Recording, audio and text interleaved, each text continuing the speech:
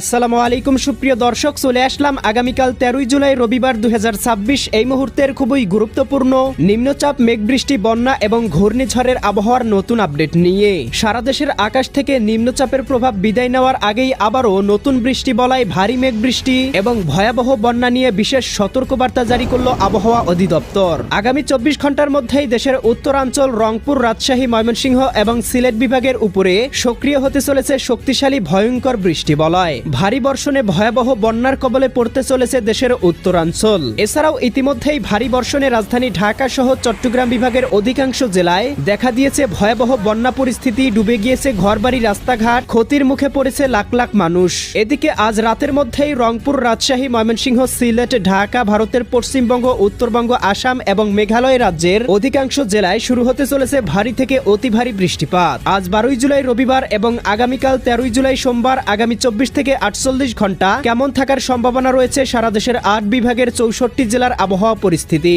কোন কোন জেলাগুলোতে হতে পারে অতি ভারী বৃষ্টিপাত, কোন কোন অঞ্চলে হতে পারে ভয়াবহ বন্যা পরিস্থিতি জানিয়ে দিব আজকের ভিডিওটির মাধ্যমে। তাই প্রিয় দর্শক, আপনি দেশের কোন জেলা থেকে আবহাওয়ার খবরটি দেখছেন এবং আপনার জেলায় এই মুহূর্তে আবহাওয়ার কেমন অবস্থা রয়েছে কমেন্ট করে আমাদেরকে জানিয়ে দিন। প্রতিদিনের নিত্য নতুন আবহাওয়ার আপডেট খবর পেতে এই ভিডিওটিতে লাইক দিয়ে চ্যানেলটি সাবস্ক্রাইব করে বেল আইকন অন করে রাখুন। প্রিয় দর্শক, আমরা এ পর্যায়ে চলে আসলাম আবহাওয়ার পূর্বাভাস ইউরোপিয়ান মেঘমালা স্যাটেলাইট রাডারে।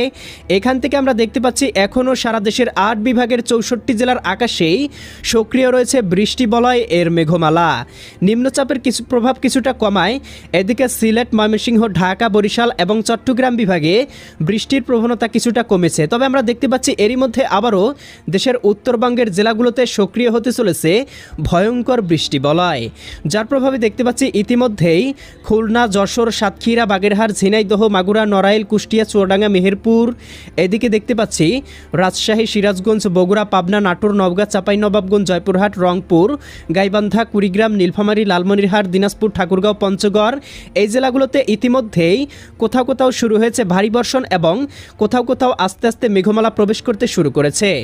এছাড়াও ভারতের পশ্চিমবঙ্গ, কলকাতা, খড়গপুর, চন্দননগর, আরামপুর, জমশেদপুর, এদিকে কাটোয়া, দুর্গাপুর, শান্তিপুর, বর্ধমান জেলাগুলোর আকাশেও বৃষ্টিবাহী মেঘমালার উপস্থিতি লক্ষ্য করা যাচ্ছে।